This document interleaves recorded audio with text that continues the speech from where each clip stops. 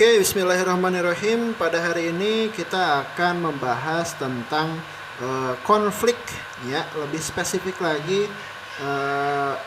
bahasan kita kali ini akan mencakup tentang paradigma dan tipe-tipe konflik sosial. Nah, bahasan ini ada di buku LKS kalian masing-masing. Silahkan buka halaman 2 bab 1 ya.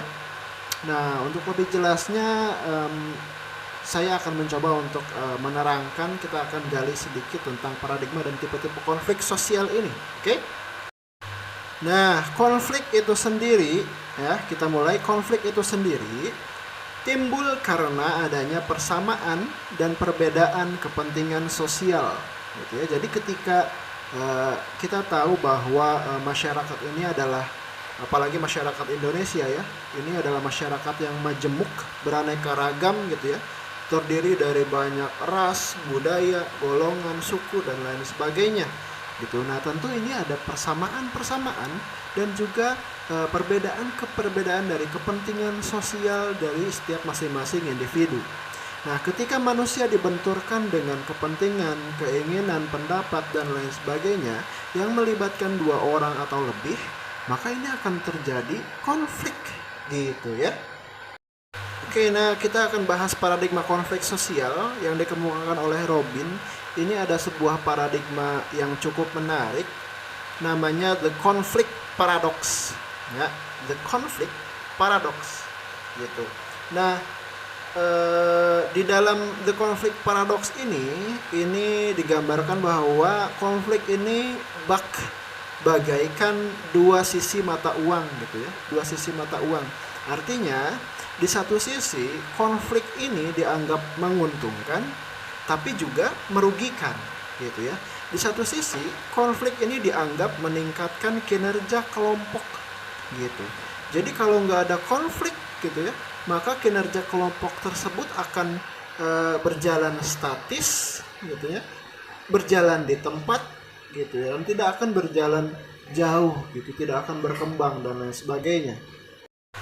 Tapi di sisi lain, konflik juga bisa menjadi ancaman bagi suatu kelompok, sehingga konflik-konflik ini kemudian diminimalisasi, gitu ya, supaya tidak membesar di kemudian hari, hingga bisa menimbulkan masalah bagi kelompok tersebut, gitu ya. Nah, ini di konflik paradoks.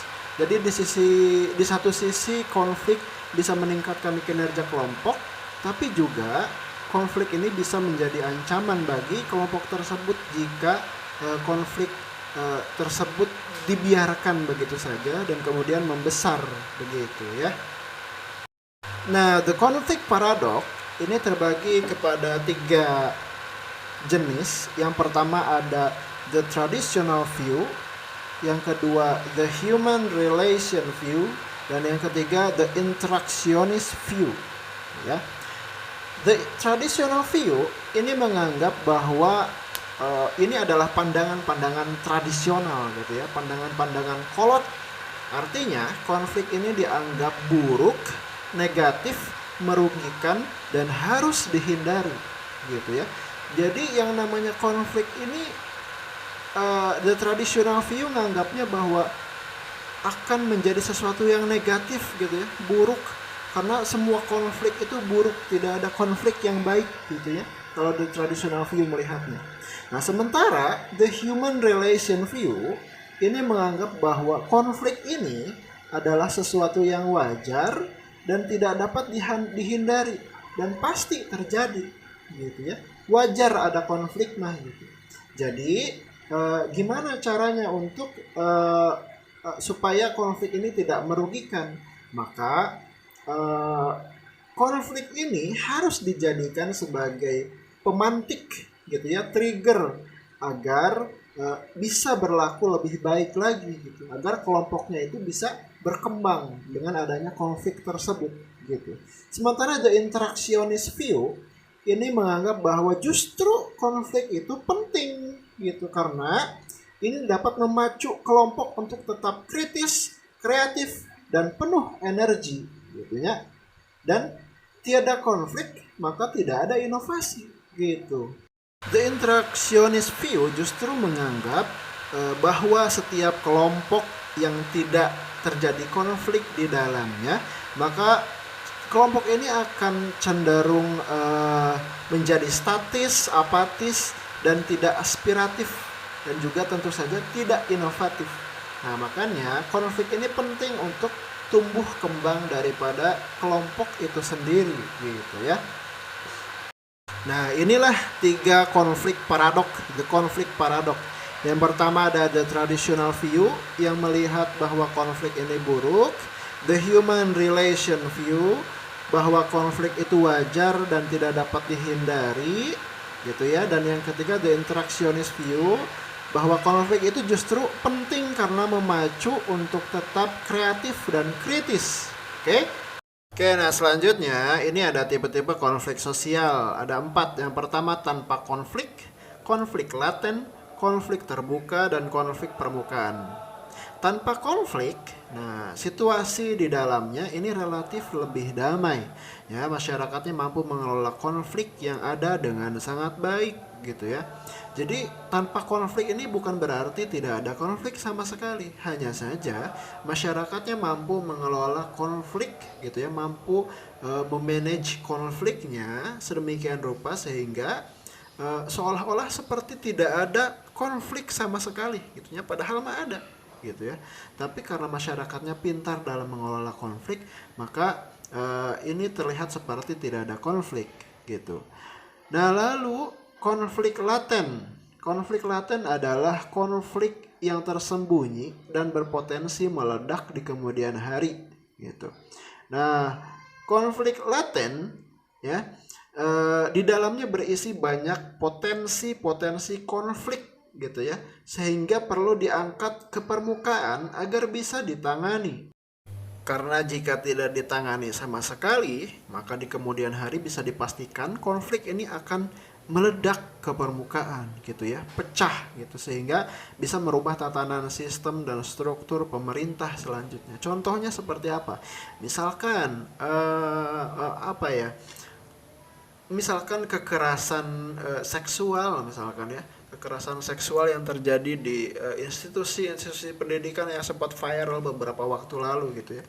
Nah, ketika misalkan ini tersembunyi, gitu ya, ini tersembunyi, tidak nampak, tidak terlihat, gitu ya, dan ketika ada yang mengangkat isu ini, gitu ya, maka isu ini kemudian bisa menjadi perhatian dari pemerintah, gitu, menjadi perhatian pemerintah sehingga kemudian pemerintah